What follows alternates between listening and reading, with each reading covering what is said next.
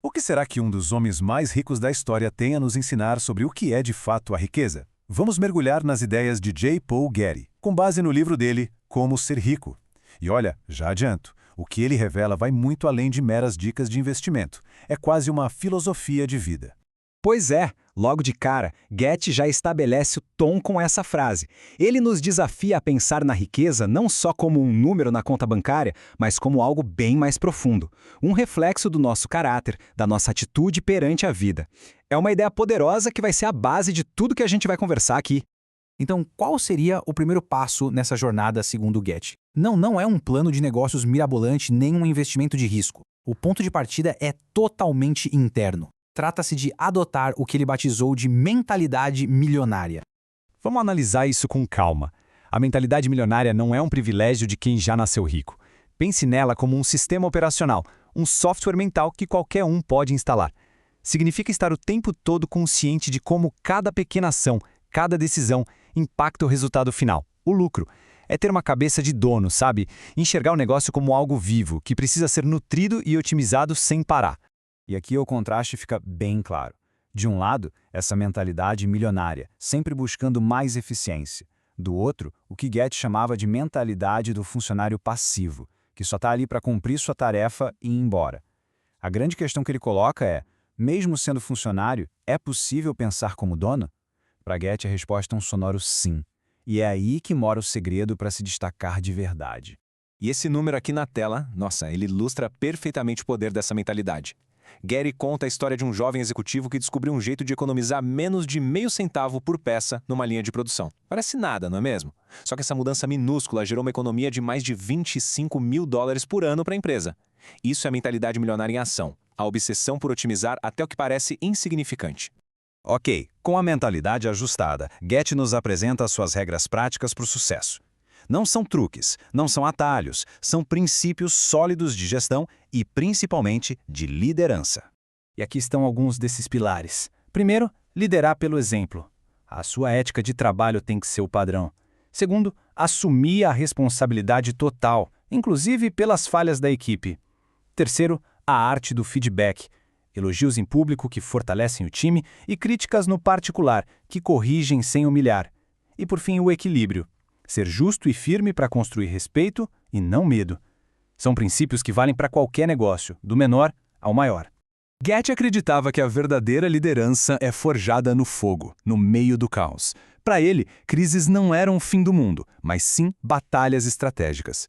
E nessas horas, o pânico é o pior inimigo, porque ele simplesmente desliga a nossa capacidade de pensar com clareza. O primeiro movimento na estratégia de crise dele é até contraintuitivo. Recue. Não para fugir, claro, mas para ganhar distância, para conseguir olhar o campo de batalha de cima. É trocar a reação de impulso pela análise fria calculada. Com a mente clara, vem o segundo passo, fazer um verdadeiro inventário de guerra. O que a gente tem em mãos? Não só dinheiro, mas o talento da equipe, a criatividade, o conhecimento que foi acumulado. É hora de juntar todas as armas para a próxima jogada. E por fim, a ação decisiva, o contra-ataque. E ele não pode ser tímido não, tem que ser bem planejado, agressivo e executado com total entusiasmo. O objetivo aqui não é só sobreviver à crise, é usar o problema como um trampolim para sair ainda mais forte do outro lado. É transformar o revés em vitória. Agora, a gente entra numa das ideias mais provocadoras de Getty. Ele defendia que o sucesso de verdade, aquele que dura, não está em seguir o que todo mundo faz. Pelo contrário, para ele, o verdadeiro sucesso é um ato de puro inconformismo. Essa citação resume tudo. A pessoa de sucesso não é a que copia a fórmula que já deu certo. É aquela que questiona, que olha para o presente e enxerga falhas, que se propõe a criar algo novo e melhor. O progresso, na visão dele, nasce da insatisfação. Sendo bem direto, seguir a manada pode até garantir um lugarzinho ali no meio, na média, mas nunca vai levar ao topo. A conformidade é o caminho mais seguro para a mediocridade. O sucesso de verdade é, por natureza, um ato de rebeldia. E quais são as ferramentas desse inconformista? A imaginação, para enxergar o que ninguém mais vê, a originalidade, para criar soluções que ninguém pensou, a iniciativa, para agir sem precisar que alguém mande, e talvez o mais importante, a autoconfiança, a coragem de acreditar na própria visão, mesmo quando o mundo inteiro diz que é loucura. E tudo isso nos leva ao clímax do pensamento de Getty. Depois de explicar o como ficar rico, ele nos força a encarar a pergunta mais importante de todas. Para quê? Afinal, qual é o verdadeiro propósito do dinheiro? Essa pergunta muda o jogo. A gente sai do campo da estratégia de negócios e entra no campo dos valores de vida. O próprio bilionário nos convida a pensar sobre os limites da riqueza material. Para Getty, a resposta era muito clara. Dinheiro não é para gastar, é para criar. A verdadeira função dele é ser capital. Uma ferramenta para construir empresas, gerar empregos, desenvolver produtos e serviços que sejam úteis. No fim das contas, é sobre fazer a economia girar e beneficiar a sociedade como um todo. A riqueza, nesse sentido, se torna uma imensa responsabilidade. E aqui está o arremate final, uma lição que Getty aprendeu com o próprio pai. Acumular dinheiro por acumular é um objetivo vazio, sem propósito.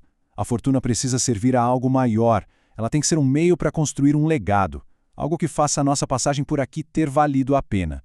E é com essa reflexão que a gente encerra. Getty nos deixa com uma escolha fundamental sobre como cada um de nós define o sucesso. É uma questão de posse ou de propósito? De acumulação ou de contribuição? A resposta a essa pergunta pode definir não apenas uma carreira, mas uma vida inteira. Esta análise foi desenvolvida aqui no canal Terceiro Cérebro, um espaço que foi criado pensando exatamente em quem, assim como nós, está sempre em busca de conhecimento, crescimento e liberdade pessoal. Se esse conteúdo trouxe algo de bom, pedimos o seu apoio para que a gente possa continuar. Curtir, comentar, compartilhar e, claro, se inscrever no canal. Esse gesto é o que mantém o nosso projeto vivo e crescendo. E se quiser ir ainda mais fundo nessas ideias, a análise completa está lá no nosso blog. O endereço está aparecendo aí. Toda essa nossa conversa foi baseada na obra original de J. Paul Getty, How to Be Rich, publicada em 1965. Agradeço imensamente a atenção e até a próxima.